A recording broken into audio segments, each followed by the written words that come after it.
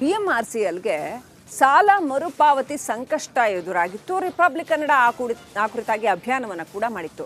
ಇವತ್ತು ಪತ್ರಿಕಾಗೋಷ್ಠಿ ಕರೆದಿರುವಂತಹ ಸಚಿವ ಕೃಷ್ಣ ಭೈರೇಗೌಡ ಅವರು ಸರ್ಕಾರವೇ ಆ ಸಾಲವನ್ನು ತೀರಿಸುತ್ತೆ ಅಂತ ಹೇಳಿದ್ದಾರೆ. ರಾಜ್ಯ ಸರ್ಕಾರವೇ ಆ ಸಾಲವನ್ನು ಭರಿಸುತ್ತೆ ಅಂತ ಹೇಳಿದ್ದಾರೆ.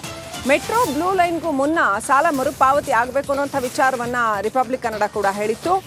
ಇದೀಗ ಬೆಂಗಳೂರು ನಗರಾಭಿವೃದ್ಧಿ ಸಚಿವ ಕೃಷ್ಣ ಭೈರೇಗೌಡ ಇವತ್ತು BMRCL ಸಭೆ ಕರೆದಿದ್ರು, ಆ ನಂತರ ಪತ್ರಿಕಾಗೋಷ್ಠಿ ಕರೆದಿದ್ರು. ಅದರಲ್ಲಿ ಈ ವಿಚಾರವನ್ನು ಹೇಳಿದ್ದಾರೆ. ಸರ್ಕಾರವೇ ಸಾಲ ಭರಿಸುತ್ತೆ ಅಂತ ಸಚಿವರು ಹೇಳಿದ್ದಾರೆ.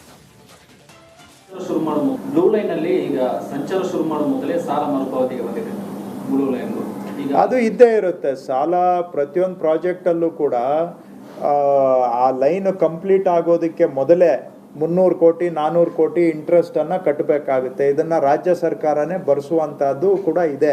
ಆಕ್ಚುಲಿ 20% ರಾಜ್ಯ 20% ಸೆಂಟ್ರು ಅಂತ ಹೇಳಿದ್ರು, 60% ಎಲ್ಲ ರಾಜ್ಯ ಸರ್ಕಾರನೇ ಕಟ್ಟುವಂತಹದ್ದು. ಅದನ್ನು ಮಾತಾಡೋಣ, ಅದ್ರ ಬಗ್ಗೆ ನಿಮಗೆ ಇವತ್ತು ನಾನು ಅದ್ರ ಬಗ್ಗೆ ಮಾತಾಡ್ಲಿಕ್ಕೆ ಹೋಗೋದಿಲ್ಲ. ಸಾಲ ಇರುತ್ತೆ, ಹೌದು. ಸಾಲ ಈಗ 5 ವರ್ಷ ಕನ್ಸ್ಟ್ರಕ್ಷನ್ ಪೀರಿಯಡ್, 5 ವರ್ಷದವರು 5ರಲ್ಲಿ ಬ್ಯಾಂಕ್ ಇಂಟ್ರೆಸ್ಟ್ ಇದ್ದೇ ಇರುತ್ತೆ.